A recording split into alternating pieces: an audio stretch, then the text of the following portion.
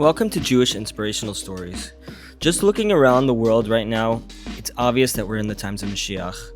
And what's going to bring us out is we have to look towards Hashem. And this week, the Parsha is Shalach, and it's the Parsha of the spies. And we have to rectify their lack of Emunah. And we have to look towards Hashem and realize that all of our enemies, they're all false. It's not real.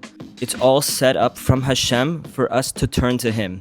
So we need to strengthen our Emunah, look towards Hashem, and that's what's going to bring us through this test. We're reading from the book Aleinu L'Shabeach from Rabbi Yitzchak Zilberstein. A call that reverberates around the world. They named that place the Valley of Eshkol. The Torah is neither a geographical book nor a history book. And if the Torah makes a point of mentioning that a certain place was called Nachal Eshkol, there must be a lesson for us to learn from this name. What is the lesson? The name Nachal Eshkol perpetuates the memory of the cluster of grapes that the spies brought back.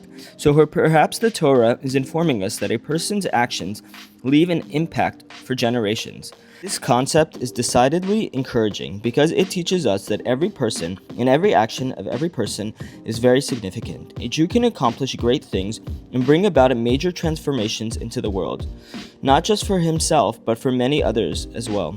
Before Shemona Esrei of Mincha in Musaf, we quietly recite the verse, "When I call out the name of Hashem, ascribe greatness to our God." On this verse, Rashi comments, "Ki" here functions in the sense of when, as it does in the verse, "When you shall enter the land." Our verse means when I will call out and mention the name of Hashem, you, the listener, should ascribe greatness to our God and bless His name. In other words, the verse, "When I call out the name of Hashem, ascribes greatness to our God," is an imperative statement, instructing others to respond to Hashem's name by ascribing greatness to Him. But if that is the intent of the verse, why do we recite it quietly? Shouldn't we recite it out loud when beginning Shemona Esrei so that people can hear and respond? Many answers to this question have been given, but I would like to cite the answer of the Sfas Emes. The Sfas Emes says that the fact that this verse is recited silently teaches us how great the power of a Jew. For when a Jew says this verse to himself, even quietly, it can influence other Jews to give honor to Hashem, even though he did not address his statement to any specific individual. We see from here that when a Jew stands somewhere in the world and quietly says this verse before Shemona Esrei, his words stir people's hearts, especially the hearts of the Jewish people, who are responsible for one another and are bound together by divine spark that is found inside every one of us.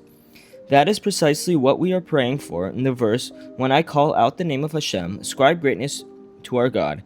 We are asking Hashem to allow us to tap into the tremendous power He invested in every Jew, the power to be able to call out the name of Hashem, or even just to think about Hashem, and in that way inspire all of the people of the world to give honor to Hashem.